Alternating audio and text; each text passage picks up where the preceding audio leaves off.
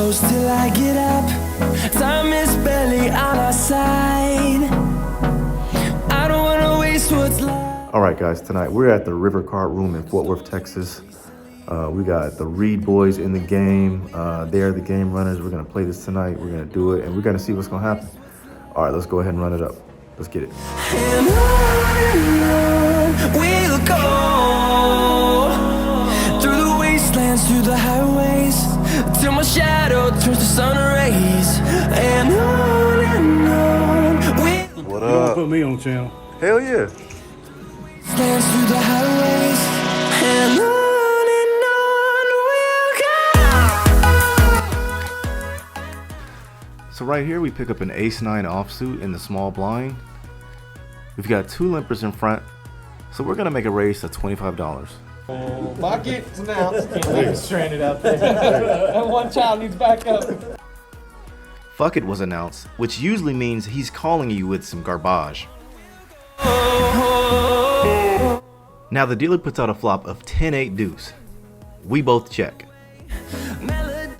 The turn is an 8, which really doesn't change anything. So if he didn't have a 10 or an 8 on the flop, he doesn't have anything now, which means our ace high is still good. So we're gonna bet $25 again. He calls the $25 and the dealer puts out a 3 on the river, which means we're gonna have to fire another shot. So we fire $55 and we win the pot. Through the wastelands, through the highways, till my shadow turns to sun rays. And on we'll go, through the wastelands. Here I put the $10 straddle on, which means it costs $10 for everyone to come into the pot. A player flicks out $5 incorrectly, and another player is going to kindly bring it to his attention, so that's fine. The straddle isn't the greatest play, but it makes the pot a little bigger, and it gives you the ultimate last action, so I get to see what everyone else is going to do first, and then make my decision. And we'll grow in number, fueled by them to see the horizon. When everyone calls here, it tells me their hands are very weak, so I'm going to raise it $100 more for a total of $150. Hold me close till I get up. Time is barely on our side. I don't wanna waste what's left. The storms we chase are leading us, and love. I show them the mediocre King 8 of hearts, signaling to them that if they're going to make some money today, they're going to have to earn it. And on we'll go, through the wastelands, through the highways. We jump into this hand after I've already raised it to $45. We'll go. We get one caller and we see a flop of 9 deuce deuce. That really shouldn't help either one of us. Even though the 9 deuce deuce does nothing from my hand, when he checks to me, I always lean towards aggression. So I go ahead and bet out another $20.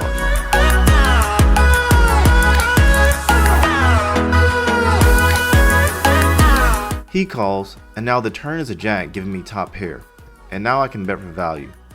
So I go ahead and bet about $30. On we'll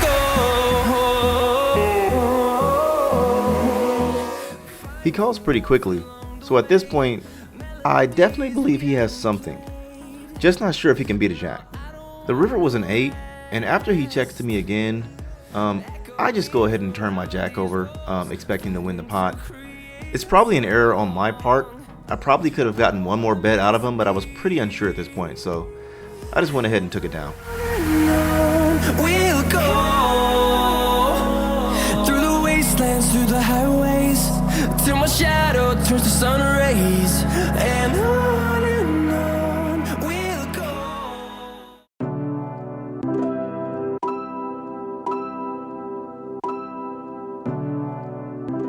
I like playing outside the casino because we play a lot of dealer's choice on the button, which means you get to pick from a couple of different games.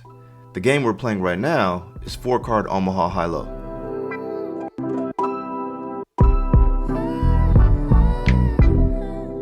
In the darkest hour. I get the $15 straddle on, and I happen to get a hand that included 4 low cards.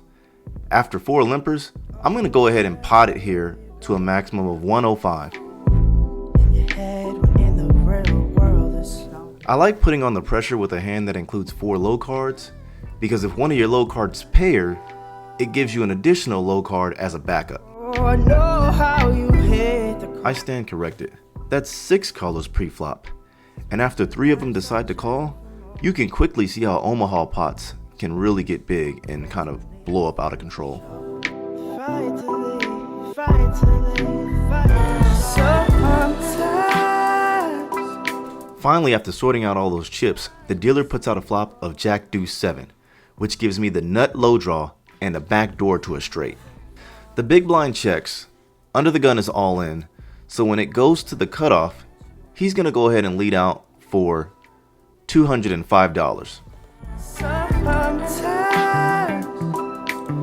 I'm going to go ahead and call because I'm guaranteed half the pot if the low hits, plus some other cards in my hand work well to make a straight, which can potentially scoop me the entire pot. it's just waiting back.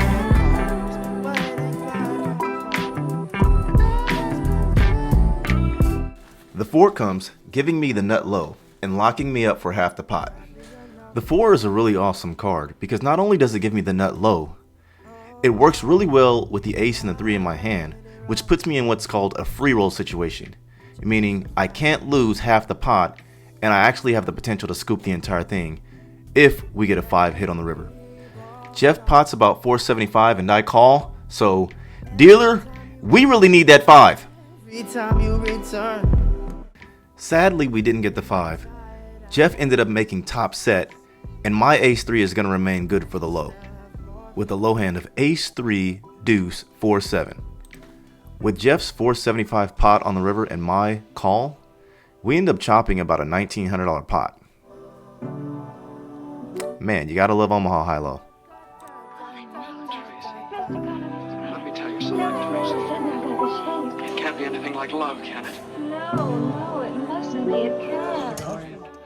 Beautiful shot of a pot limit Omaha high hand with a lot of gorgeous red chips in the middle. It does, doesn't it? Teresa, you're so... It's like steps are melting away. What is it? Have I got feet of clay or something? Okay, get ready for a fun one. On this hand, we're gonna play a pot limit Omaha double board bomb pot. Everyone's gonna put in $10 and we're gonna go right to a flop. Find yourself knowing no. We get a couple checks and I like what I see, so I'm gonna go ahead and pot bet for $90. Outside of sets, which we block, we have the entire bottom board covered, and we have 1 pair on the top, which is really not ideal, but it's enough to put max pressure to try and get these guys to fold. We are unsuccessful in that, and we still get 2 callers.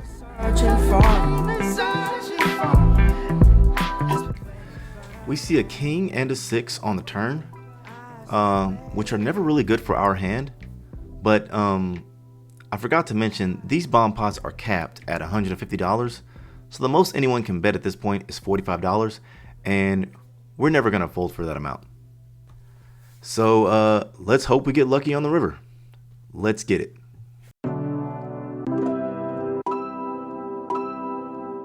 So on the top board there's a jack, and on the bottom board there's a deuce, and at this point I really don't know how I win.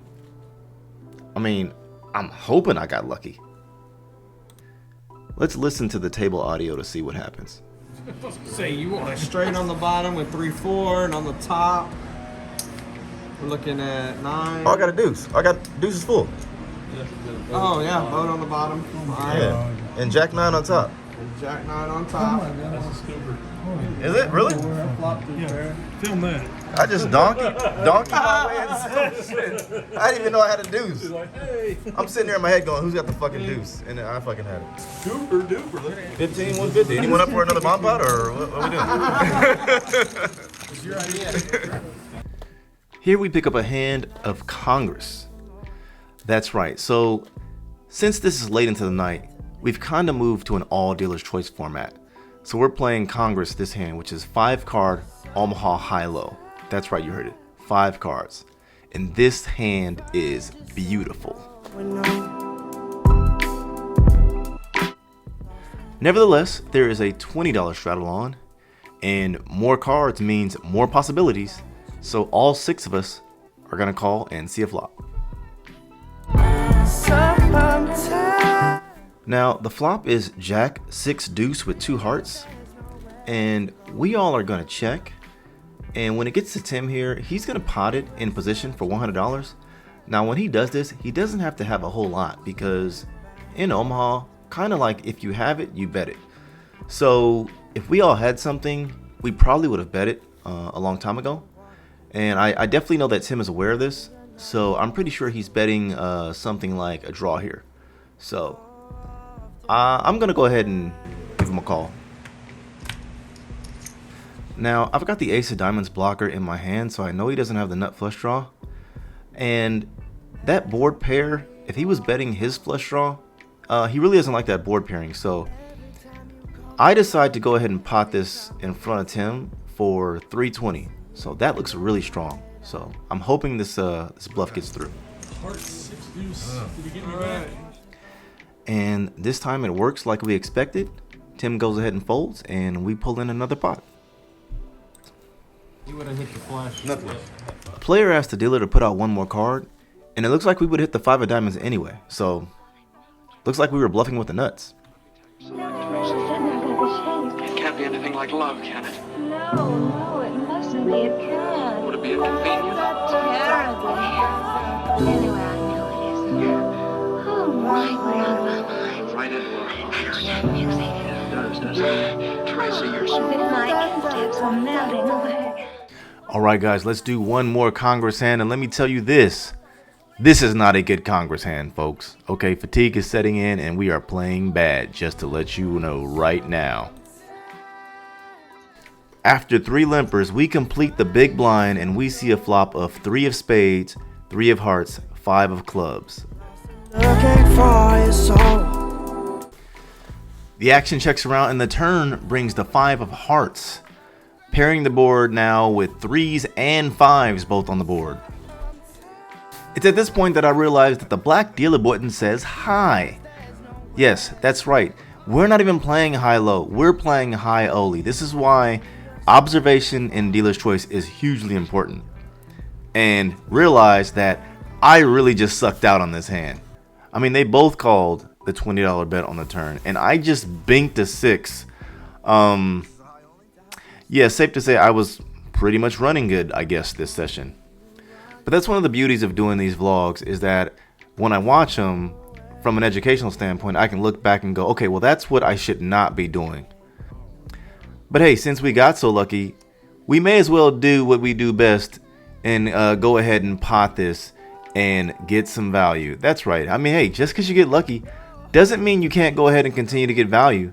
So we're going to go ahead and pot it and bet 100, and the other player is going to call. And we are going to get paid off on this ridiculous suck out hand that we just made here. Oh my god. I mean, that's the game, right? Poker is just so sweet. So sweet and so painful at times. But hey, you got to love it.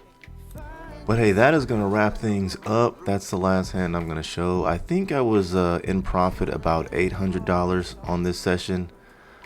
I'm trying to remember what I bought in for, because I did not take very good notes. I think I bought in for 5, so I think we cashed out about 1,300 or so.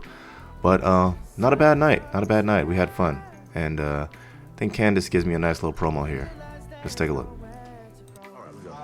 Come on down to the river and hang out with your boy Shan. All right, let's go. So we had a great time tonight. We got nice girls like Candace here. We got some crazy action. Money was on the table. And we're done. Oh well. Oh, often you've had it rough, but you also had your coffee.